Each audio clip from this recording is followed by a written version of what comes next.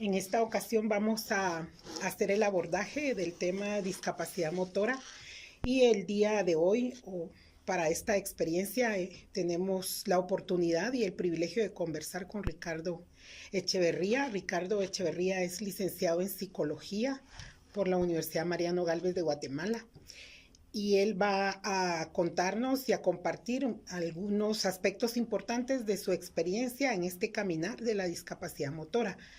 Bienvenido, Ricardo. Es un Gracias. gusto compartir con usted y quisiera que comenzáramos nuestro conversatorio de hoy con pues una pregunta inicial básica, y es que usted nos cuente qué es la discapacidad motora y cómo es que se inicia un recorrido académico con esta discapacidad. Sí.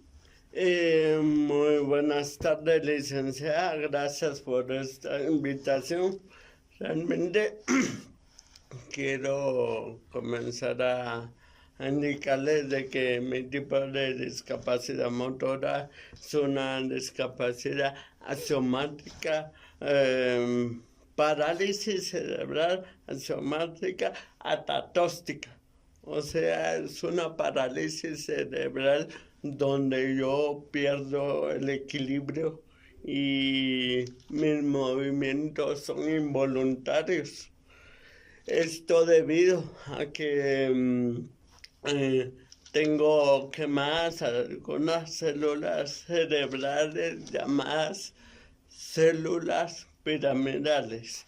Esta discapacidad fue adquirida a los 2 años por una convulsión muy fuerte que no me supieron atender rápidamente la fiebre, y la fiebre hizo que yo convulsionara. Fue a partir de ahí que comencé con esta discapacidad. Eso significa que debemos prestarle mucha atención a la educación en prevención en cuanto al cuidado de los niños recién nacidos, primera infancia de 0 a 3 años. Los síntomas que tuvieran de fiebre, por ejemplo, deben ser atendidos inmediatamente, pues si no puede darse una cadena de acontecimientos que va en detrimento de la salud del niño. Así es, licenciada. Realmente la prevención en este caso debe ser rápida, más que todo cuando un niño tiene fiebre a tan corta edad. Y fue en sí el diagnóstico que se le dio a mi señora madre a partir de esta convulsión que yo tuve. Y es una parálisis que sí me ha subido varios retos en la vida, pero no por eso me he dejado vencer. Son retos que he logrado superar en cada paso y cada etapa de mi vida. Bien, Ricardo, y pensando en eso y en la importancia que tiene para nosotros como educadores, porque le comento que nuestra población objetivo con estas entrevistas es formación docente. Ajá. Entonces, partiendo de ese hecho y de ese objetivo, quisiera que usted nos comentara cuándo inició su educación en instituciones formales, si por ejemplo hizo el nivel preprimario o ingresó hasta el nivel primario, y en dónde hizo sus primeros años. Bueno, quiero comenzarles indicando que mis primeros años en escuela preprimaria fueron en el Instituto Neurológico y en la escuela Alida, España. Realmente fueron mis primeros años, pero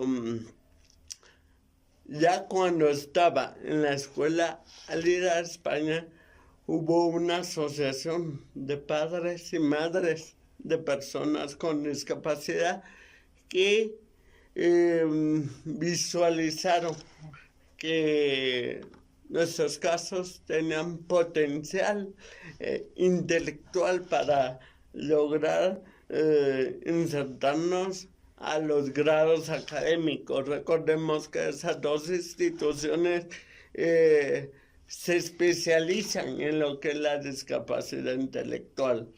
Entonces, a partir de ahí se funda la Asociación de Padres y Madres de Personas con Discapacidad, con parálisis cerebral. El colegio empezó a funcionar en los años 90 en la zona 2. Se llamaba Colegio Manantial de Padres y Madres de Personas con Parálisis Cerebral. En ese colegio realmente éramos una población pequeña de unos 5 alumnos, que cada alumno tenía, aparte de su educación, rehabilitación. Pero, como toda asociación, a los 3 años, ahí saqué primero, segundo y tercero de primaria, a los 3 años se disolvió. A partir de ahí sí fue un reto y un desafío para mí lo que fue la inclusión educativa, ya que en esos años no se sabía qué era incluir a una persona con discapacidad en una aula regular. Muchas veces ya me tocaba cuarto de primaria, entonces en varios establecimientos me rechazaron porque asociaba mi discapacidad motora con la discapacidad intelectual. Y eso no era así. Pero fueron 2, 3 meses de grandes retos donde varios directores de colegios, institutos nacionales, le dijeron a mi madre: él no puede, él no va a poder incluirse en las aulas. Él tiene discapacidad intelectual. Otros sencillamente decían: los niños a esta edad son muy crueles, lo van a hacer llorar, van a hacer que baje su autoestima y no va a superar los grados.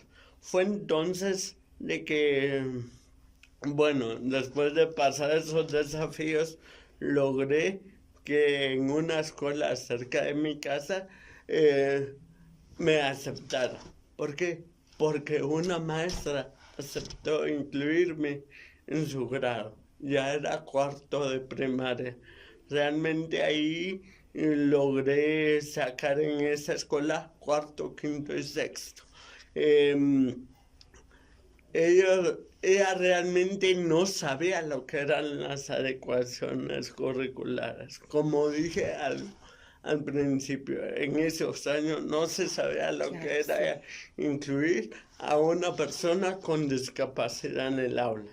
Entonces ella buscó la manera de que yo lograra superar los obstáculos. Una de las maneras era de que trabajó en cierta forma, de una forma más despacio a lo que realmente trabajaba con sus niños regulares. Y también me daba los apuntes, buscaba estrategias para irme incluyendo. Bueno, dejemos eso atrás. Logré pasar mi primaria.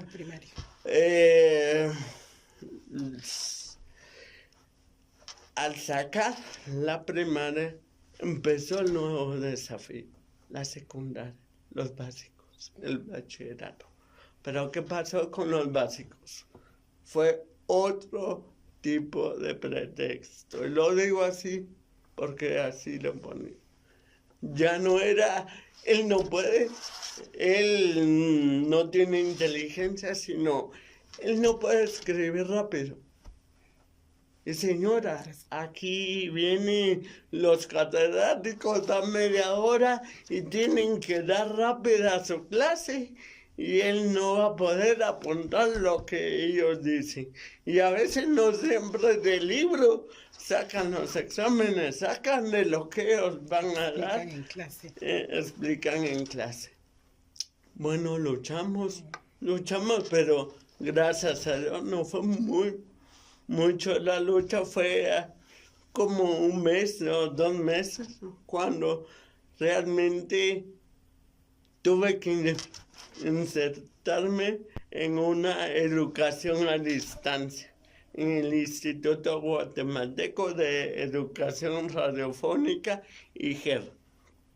Ahí la educación fue a distancia, fue por medio de la radio en 3 semanas y llegar los fines de semana a recibir las clases presenciales. Ahí saqué mis básicos, mi bachillerato.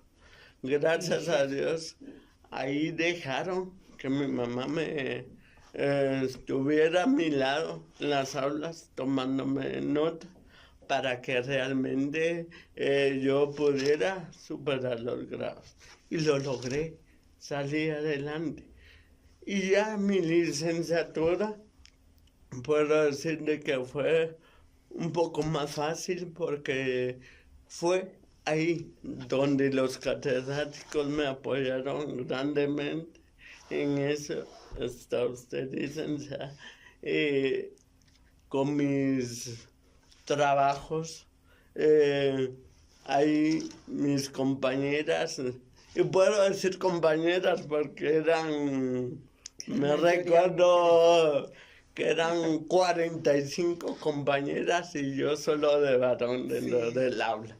Entonces me recuerdo que una compañera, Marisela, ella me apoyaba a tomar esos apuntes que ustedes iban a dar sus clases. Y Marisela, Limni, son compañeras que yo las recuerdo con mucho cariño y aprecio. Son personas que me apoyaron, aparte de ustedes, que también fueron una herramienta esencial para que yo lograra esta licenciatura. Ahí lo que se logró fue de que, aparte de que me hacían anotaciones, yo llevaba algunas veces alguna grabadora para grabar las clases y en tiempos de exámenes pues esperaba tranquilamente a que terminara alguna compañera de hacer su examen y que me apoyara a llenar el mío. Entonces ese fue el proceso de inclusión y por el que ahora puedo decir soy licenciado en psicología.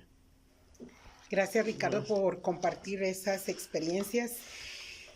Y pues se escucha fácilmente en unos minutos un recorrido que ha sido largo, intenso y que ha significado asumir una actitud positiva ante la vida y también que ha significado encontrar en el camino personas que acompañen este desarrollo y crecimiento personal e intelectual. Tuve la oportunidad de tenerle en las aulas como estudiante y siempre pensé que tenía una inteligencia brillante. Siempre pensaba, Ricardo es brillante. Por sus aportes, participaciones, preguntas, era obvio que su aprendizaje era exitoso y que el procesamiento de la información también se llevaba a cabo de una manera extraordinaria.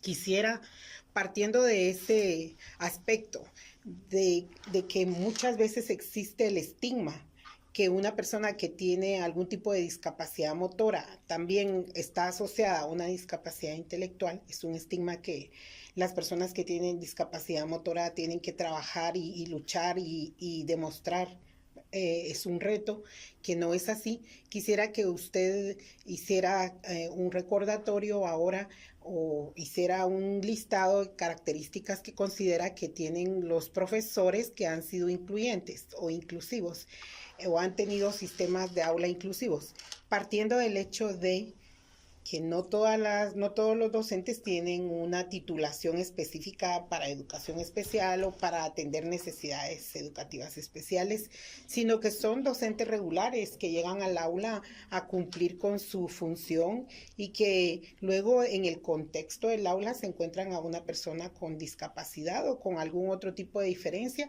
y tienen ellos también que asumir ese reto.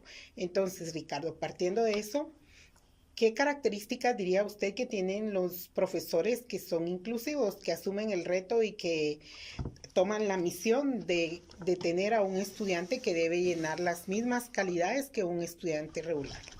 Muy bien. Una de las características es primordial es tener una actitud positiva de incluir a una persona con discapacidad dentro del aula. Una vocación de servicio, de saberlos incluir. Incluirlos significa no facilitarles el aprendizaje, dándole puntos, diciéndole a un compañero que le haga el trabajo.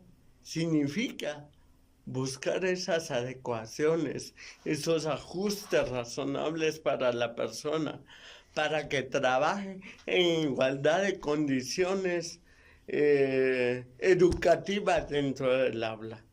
Pero como digo, una de las características más primordiales de el educador debe ser una actitud positiva y de vocación para apoyar a ese alumno con alguna discapacidad, indagar, buscar las estrategias para poderlo incluir.